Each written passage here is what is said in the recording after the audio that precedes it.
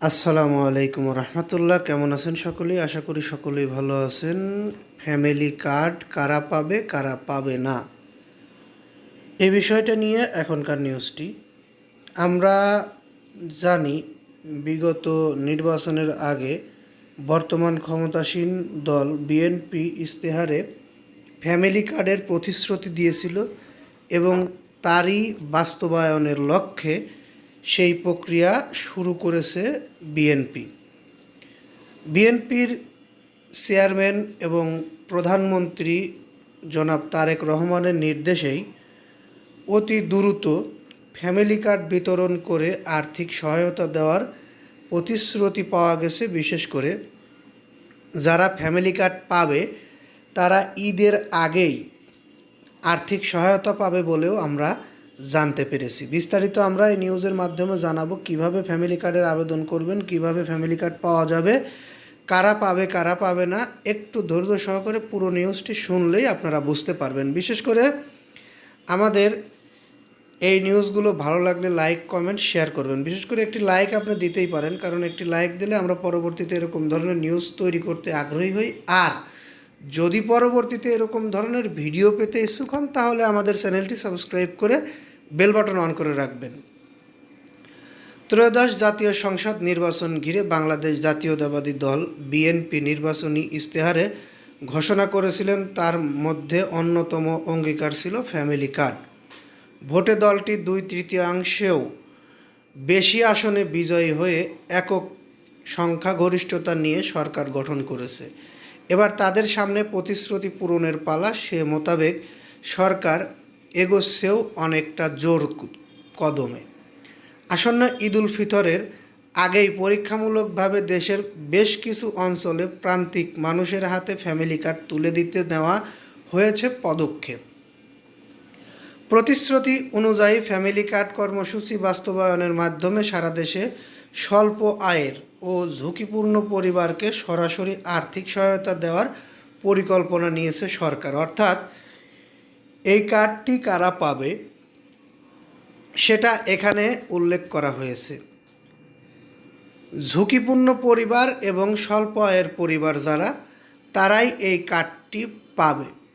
অর্থাৎ এই কার্ডের মাধ্যমে সরাসরি আর্থিক সহায়তা দেওয়ার পরিকল্পনা নিয়েছে সরকার। প্রাথমিক বাস্তব মোতাবেক 50 লাখ পরিবারকে মাসে 2,000 টাকা করে সহায়তা দিলে এক অর্থবছরে প্রায় 12,072 কোটি টাকা প্রয়োজন হতে পারে ক্যাশ আউট চার্জ সহ।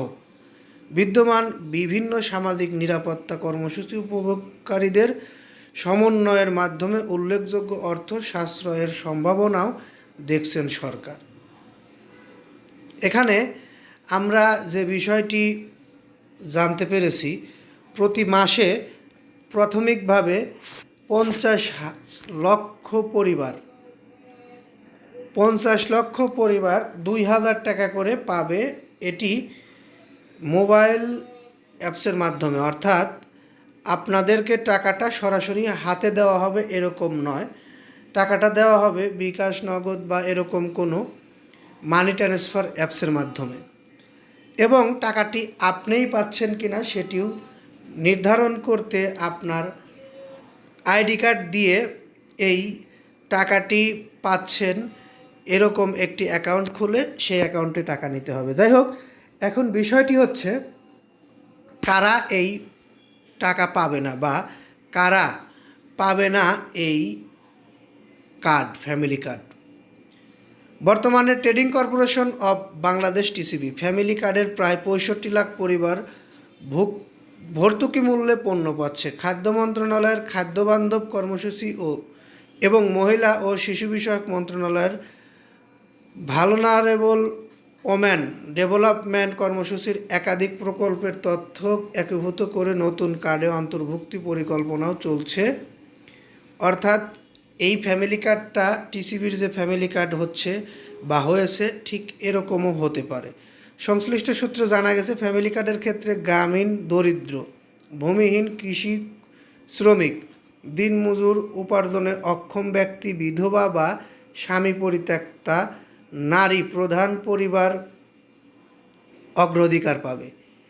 একই পরিবারের একাধিক সদস্যকে অন্তর্ভুক্ত করা হবে না।